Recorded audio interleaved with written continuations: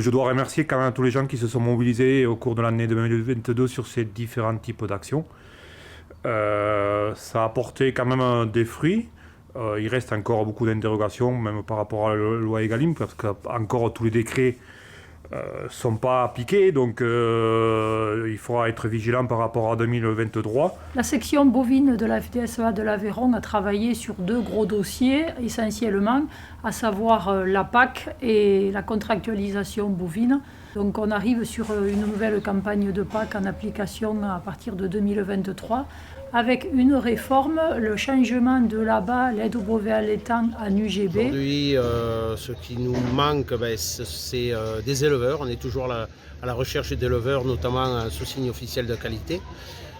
Ensuite, on a quand même une PAC qui nous permet de maintenir un certain volume, on n'a pas de contraintes là-dessus. Le souci qu'on a, c'est que vu le coût des inflations, l'inflation qu'on a cette année, nous allons avoir un problème notamment avec nos produits de qualité, parce que le consommateur va se rabattre sur des produits de moins bonne qualité, de fait de moindre prix, du fait de l'inflation.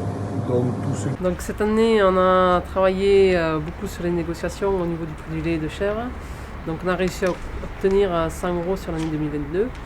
Les négociations sont toujours en cours pour 2023.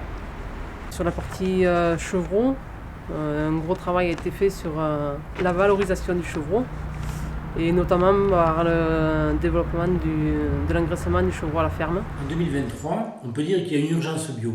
Malgré le contexte économique et social qui est très compliqué, il est urgent de faire reconsommer du bio aux consommateurs, au grand public et aussi et surtout à la restauration hors foyer. À cet effet, une campagne de communication auprès du grand public sera mise en place en 2023. Donc j'ai envie de dire qu'aujourd'hui, notre axe principal nous, par rapport à la section, ce sera surtout la communication sur le territoire et même en dehors. Et donc trouver des financements pour faire cette communication, pour aller à la recherche de candidats, de futurs candidats à l'agriculture. Et faire de sorte que les jeunes faire pousser les jeunes à faire ce beau métier en fait. Je disais en plaisantant tout à l'heure, pour terminer mon propos, pas de bailleur sans fermier, pas de fermier sans bailleur. Nous sommes dans une complémentarité absolue. Il faut impérativement qu'on travaille ensemble pour que demain, des jeunes aient envie de s'installer. On parlera aussi des GFA. Pourquoi pas des GFA? Pour essayer d'amener un petit peu d'argent hors de l'agriculture, pour essayer peut-être de faire installer des gens. 3 axes de travail principaux vont émerger. La continuité de la formation, de l'information sur le statut du fermage, un gros travail sur la nécessité d'encadrer donc l'indice du fermage, et enfin la place donc, du statut du fermage et donc du fermier dans tous les projets qui se dessinent au niveau énergétique.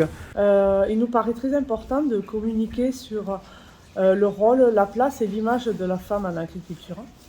Nous avons rencontré donc d'autres chefs d'entreprise. Comme autre projet, nous envisageons de faire une formation sur oser la prise de parole par l'affirmation de soi.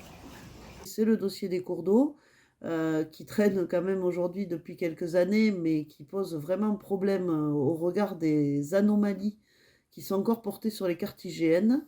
Donc nous allons relancer le travail, ça va faire partie du gros dossier, je pense, sur 2023.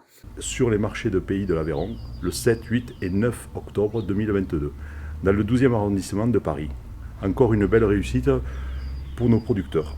Travaux 2023, structurer et définir l'offre locale, promouvoir l'identité de notre territoire. Voilà. Au niveau de la section, on a des idées sur des points bien précis, peut-être la chasse au mois de mars. On a proposé plusieurs fois le piégeage dans certaines zones où c'est qu'il n'y arrive plus. Ces solutions-là peuvent être un appoint, un plus pour apporter aux chasseurs une solution. Et la troisième communication qui est importante, c'est de développer les relations avec la presse et les radios, communiquer auprès des grands publics pour expliquer les enjeux et les soucis de notre métier.